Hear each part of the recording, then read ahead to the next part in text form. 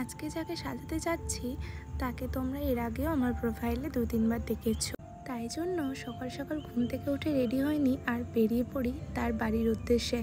সেদিন ছিল আমার এক বেবি শাওয়ার মেকআপ, তাই জন্য সে তো আমার স্টুডিওতে আসতে পারেনি, তাই আমাকেই যেতে হলো তার বাড়িতে।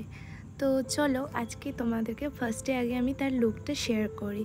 কেমন হয়েছে তোমরা অবশ্যই কমেন্টের মাধ্যমে জানাবে।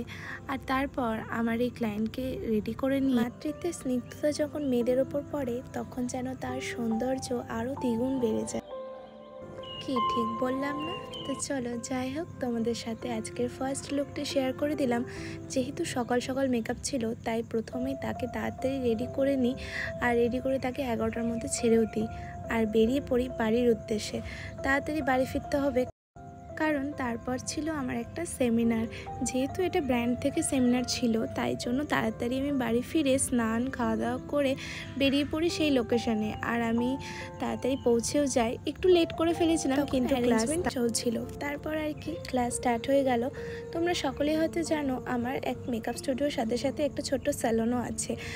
সামনেই দুর্গাপুজো, আর দুর্গাপুজো আসতে আর বেশি দিন টাইম নেই, তাই জন্য বিভিন্ন ব্র্যান্ড থেকে যে সমস্ত প্রোডাক্ট লঞ্চ হয় সেটা আমাদের পুজোর আগে একটা করে সেমিনারে ডিটেলস দেওয়া হয়, সেটাই আর কি। তার জন্য আমাদের ক্লাস ছিল। তারপর বাড়ি ফিরে দেখি এই যে রথযাত্রার এক প্রিপারেশন চলছে, রথযাত্রা ছিল তাই বাড়ি ফিরে দেখি পাড়ার বাচ্চারা তারা রথের প্রিপারেশন শুরু করে দিয়েছে আর রাস্তায় আলপনা দিচ্ছে। আর কি ওদেরকে দেখে তো আমার আর মনটা স্থির থাকলোই না, আমিও তাড়াতাড়ি বাড়ি ঢুকে জাস্ট ফ্রেশ হয়ে ওদের সাথে শুরু করে দিই। কারণ ওই ছোট ছোট বাচ্চারা যে এতটা উদ্যোগ নিয়েছে, আর বড় হয়ে যে আমরা সাহায্য করবো না তা কি কখনো হয়? তো তারপর আর কি রাতের বেলা রাত জেগে আমিও রাস্তায় আলপনা দিতে বসে গেলাম। তারপর ফাইনাল লুক কমপ্লিট হয়ে গেল। খুব ভয় ছিলাম যে রাতে যদি বৃষ্টি চলে আসে তো পুরোটাই ঘেটে যাবে।